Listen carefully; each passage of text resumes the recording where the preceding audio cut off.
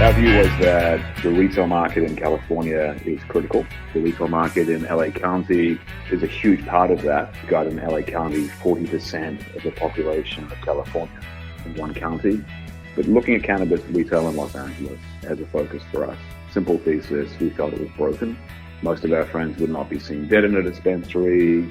The engagement was low, customer service wasn't really critical, user experience overall subpar. From MJBulls Media, it's the Raising Cannabis Capital Show.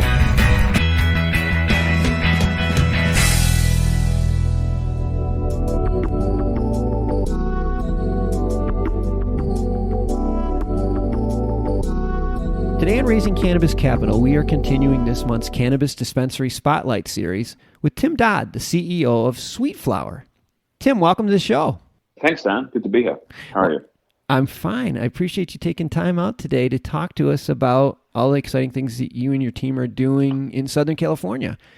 Sweet Sweet Flower is one of the largest operators in LA, which is, it's got to be the most competitive, complex market there is. Why do you think your dispensaries are thriving in this market? Yeah, LA is a very complicated market. We started Sweet Flower in only about 18 months ago, in kind of June of 18, with a very simple thesis. Our view was that the retail market in California is critical. The retail market in LA County is a huge part of that. We've got in LA County 40% of the population of California in one county. Wow. 8th biggest state by population in the nation if it was a state. So, huge market and very, very kind of cannabis intending, very leaning forward on cannabis use and consumption. Fairly non-stigmatized, so accepted widely, socially, a huge potential market.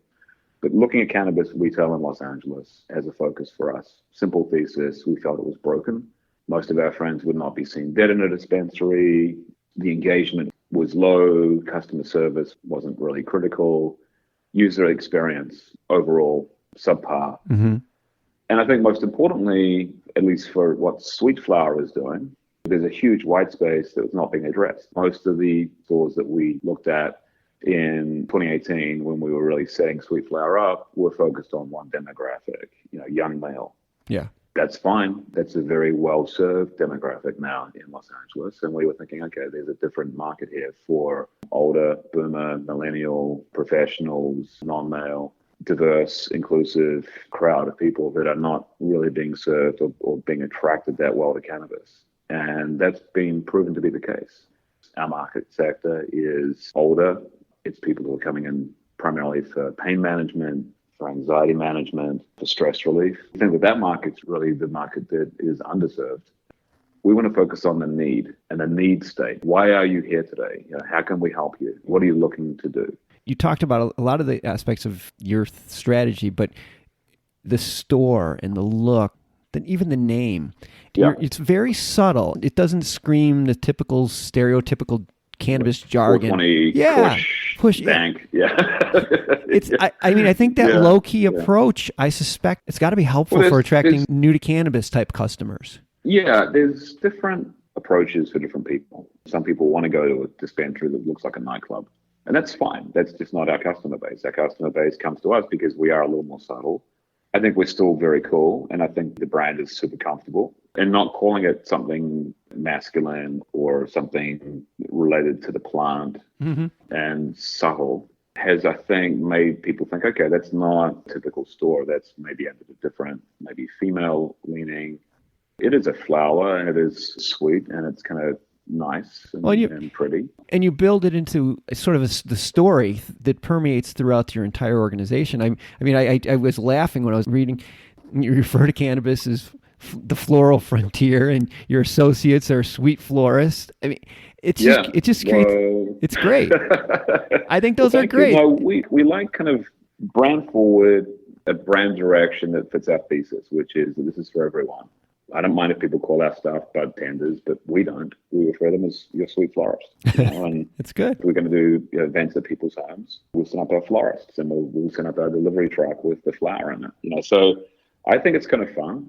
The launch and kind of how we went about this, I think, has been pretty true to how we feel about that thesis, that this sector is broken.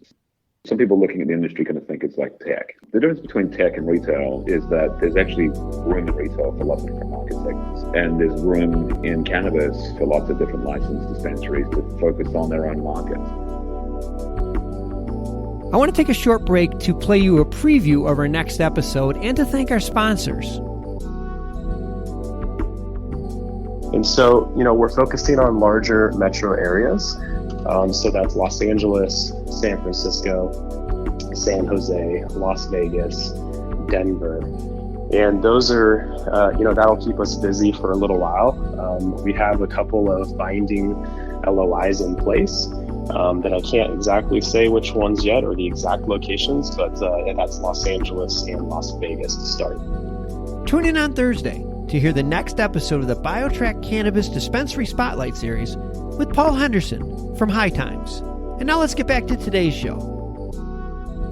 You have 6 licensed locations right now, and some of them are up and some of them are under construction. Where are you in that process? Yeah, so it's a great question. So we have 4 in the city of Los Angeles, 3 that are running right now: Arts District, Melrose, and Studio City. The last one of which we're opening up in a month or so is Westwood. We are the highest scoring applicant in Culver City. We're ecstatic about Culver City. We are the only downtown Culver City location. And then the last one that we're kind of working through is Pasadena. It's fairly expensive to do these type of expansion.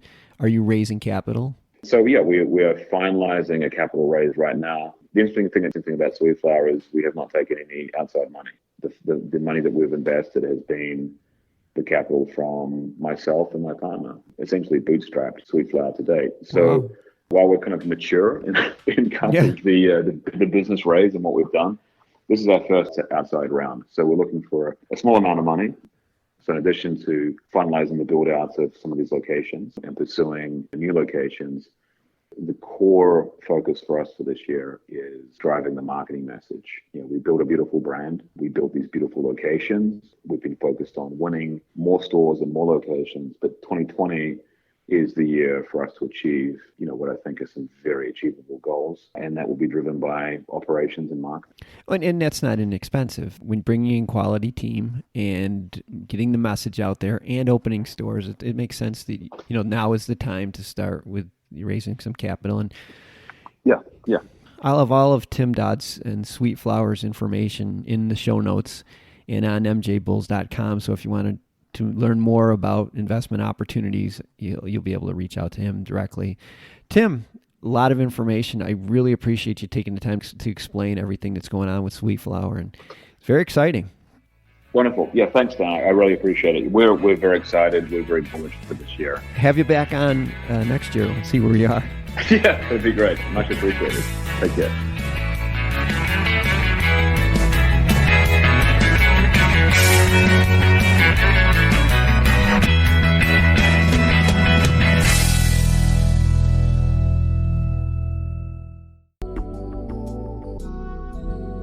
Today's show was made possible by the generous support of our sponsors, like Alt36, the country's premier blockchain payment processing platform that's providing dispensaries and its customers with a safe and secure payment option other than cash.